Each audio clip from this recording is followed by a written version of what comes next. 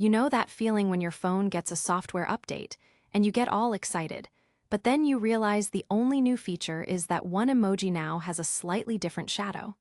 It's like, thanks for the effort, I guess. Well, your own body is the king of this. Evolution has been pushing out updates for millions of years, leaving you with all sorts of bonus features that are completely and utterly useless. Today, we're exploring the biological bloatware you were born with, the bonus features that do absolutely nothing. Let's get right into it.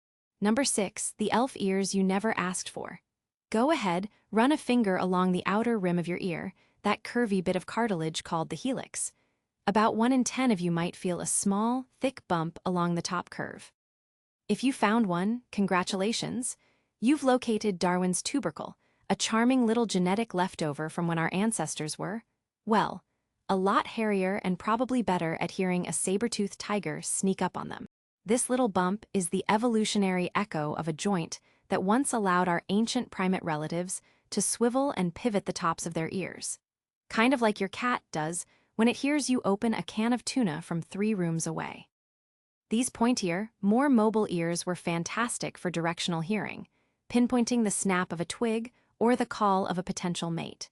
For humans, however, whose heads have been mostly locked in a forward-facing position for ages, the muscle control for that feature has all but vanished. So now, instead of a biological radar dish, you're left with a tiny vestigial nub.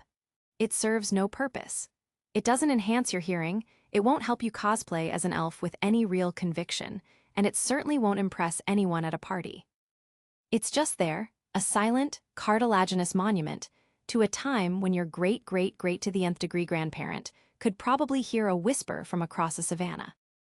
Now, it's just a fun fact your body carries around, like a piece of trivia you can't get rid of.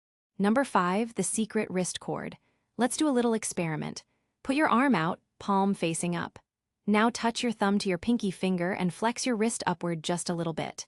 Look at the center of your wrist. Do you see a tendon that pops up, looking like a little cord running down the middle? If so, you're the proud owner of the palmaris longus muscle. If you don't see it, well, don't panic. It just means you're one of the roughly 15% of humans who are considered more evolutionarily advanced. No big deal. This muscle was the VIP for our tree-swinging, branch-gripping ancestors. The palmaris longus was crucial for wrist flexion and having a super strong grip, which is pretty handy when your daily commute involves dangling over a forest floor. But ever since we decided walking on 2 legs was the cool new thing to do, our need for that kind of acrobatic grip strength has declined. Massively. In fact, its absence has 0 effect on your grip strength today. You can open a jar of pickles just as effectively without it. So what's it good for now? It's basically a free spare part. When surgeons need to reconstruct a tendon elsewhere in the body, like in your hand or elbow, the palmaris longus is their go-to donor. It's long, it's easy to get to, and its removal causes no functional loss. Your body literally has a built-in organ donor that you'll never miss. It's like having a backup phone charger in your junk drawer that you completely forgot about until someone else desperately needs it. Number 4, the pointless Skin-Tingle spectacular. A sudden chill runs down your spine. The crescendo in your favorite song hits just right. You're watching a horror movie, and the jump scare is perfectly timed. And what does your body do to commemorate these momentous occasions? It gives you goosebumps. Thousands of tiny, useless little bumps that make your skin look like a plucked chicken.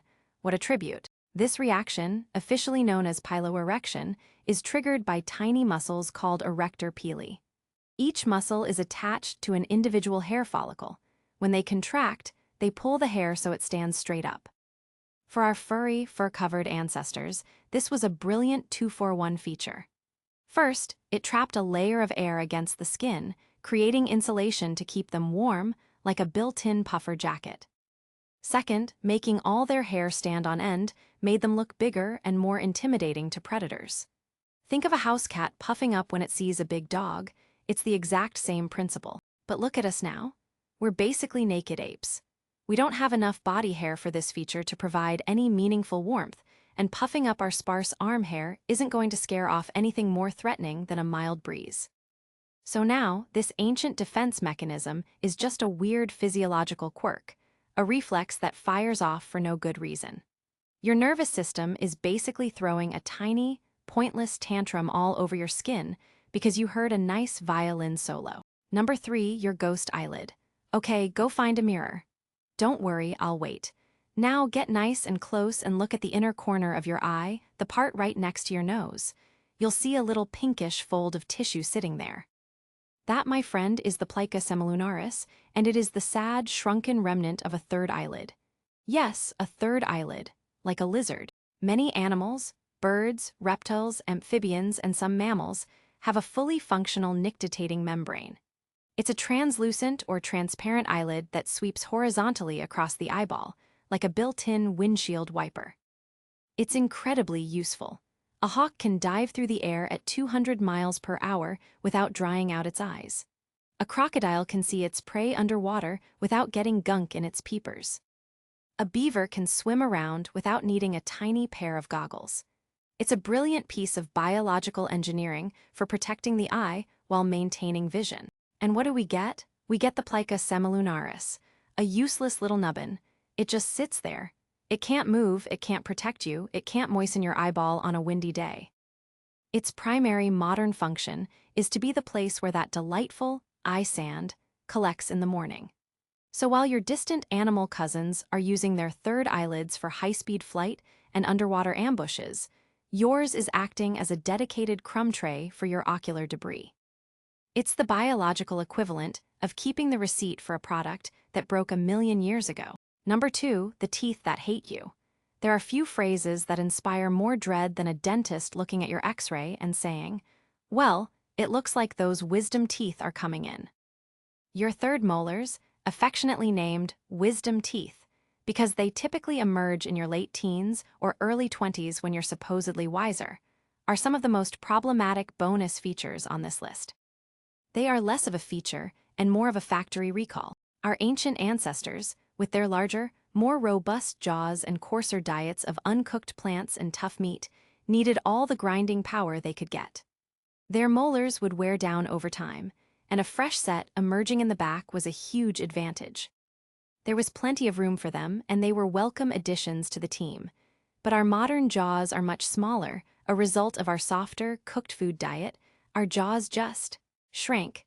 The wisdom teeth, however, never got the memo. So these 4 teeth try to erupt into a jaw that has no space for them. It's like 4 extra people trying to cram into an already full elevator. They come in sideways, they get stuck under the gums, they ram into your other teeth, causing crowding and pain, and they create pockets where bacteria can throw a rave. Their sole purpose in the 21st century seems to be to generate excruciating pain and a bill from an oral surgeon. They are a perfect example of evolution lagging behind our lifestyle, leaving us with a feature that's not only useless but actively hostile. And coming in at number 1, it's the gut's most famous failure. You knew it was coming. The appendix. This little guy is a narrow, finger-shaped pouch that dangles off your large intestine, minding its own business until it decides, seemingly at random, to become inflamed and try to murder you. For decades, it was considered the poster child for vestigial organs, a completely useless evolutionary leftover. The old-school theory was that the appendix was a remnant of a larger organ, called a cecum, that our plant-eating ancestors used to help digest tough, cellulose-rich food like bark and leaves. As our diet changed, the cecum shrank, leaving behind this weird little intestinal dead end. It's like a room in your house you sealed off decades ago, but you left one weird, worm-shaped closet attached to the outside for no reason. Now, some scientists argue it might not be entirely useless. The current leading theory is that it acts as a safe house for good gut bacteria, a place where the beneficial microbes can hide out during a nasty intestinal illness and then repopulate your gut afterward. Which is a nice idea in theory. But let's be honest, its primary claim to fame is appendicitis, a condition where it gets blocked, swells up like a balloon, and threatens to rupture, which is a life-threatening medical emergency. So even if it has a potential part-time job as a microbe bunker, its main occupation is being a biological time bomb. For an organ whose potential benefit is to help after a gut infection, it spends an awful lot of its time creating its own, far more dangerous problems. That's all for today. I'll be making similar videos in the future. Subscribe to see them.